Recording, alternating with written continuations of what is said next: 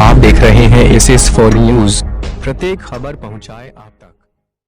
लद्दाख में भारत चीन सीमा से जुड़ी हुई ये बड़ी ब्रेकिंग न्यूज है। जानकारी ये आ रही है कि लद्दाख गालवन घाटी में भारतीय और चीन की फौज के बीच झड़प हुई है और इस झड़प में भारतीय सेना के एक अफसर और 2 जवानों के शहीद होने की खबर है। तो लगातार भारत चीन के बीच जो तनाव है वो बढ़ता जा रहा है और इस बीच उस लिहाज से एक बड़ी खबर, लद्दाख में भारत चीन सीमा पर यह तनाव बढ़ा। गलवान वैली में भारत और चीनी सैनिकों के बीच सीमा पर हिंसक झड़प हुई है। भारतीय सेना के आधिकारिक बयान के मुताबिक गलवान वैली सीमा पर सैनिकों के पीछे हटने के दौरान ये झड़प हुई। भारतीय सेना का कहना है कि भारत चीन सीमा पर गलवान घाटी में सोमवार रात को दोनों देशों की सेना में जोरदार संघर्ष हुआ, जिसमें सेना के एक अधिकारी और 2 सैनिकों की मौत हो गई है। भारतीय सेना के मुताबिक इस घटना में चीन के सैनिक भी हताहत हुए हैं। भारतीय सेना के अनुसार दोनों देशों के वरिष्ठ सैन्य अधिकारी अभी मामले को सुलझाने के लिए घटनास्थल पर बैठक कर रहे हैं। गलवान वैली भारत चीन के लद्दाख सीमा रेखा का इलाका है। पिछले दिनों इस इलाके में चीनी सैनिकों के भारतीय सीमा में प्रवेश करने की वजह से दोनों देशों के बीच तनातनी देखने को मिल रही थी। भारत और चीन के बीच सीमा को वास्तविक नियंत्रण रेखा या LAC कहा जाता है, यानी 1962 की लड़ाई के बाद की वास्तविक स्थिति। रक्षा मंत्रालय के सूत्र बताते हैं कि ये शुरुआत अप्रैल के तीसरे हफ्ते में हुई थी, जब लद्दाख बॉर्डर यानी लाइन ऑफ एक्चुअल कंट्रोल पर चीन की तरफ सैनिक टुकड़ियों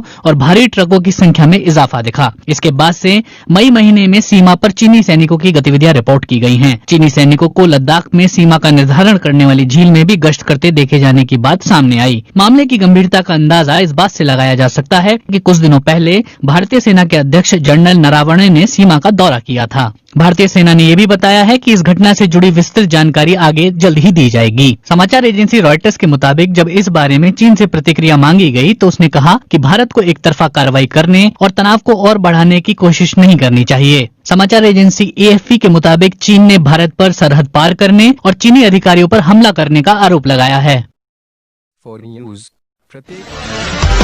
SS4 न्यूज चैनल को लाइक, शेयर और सब्सक्राइब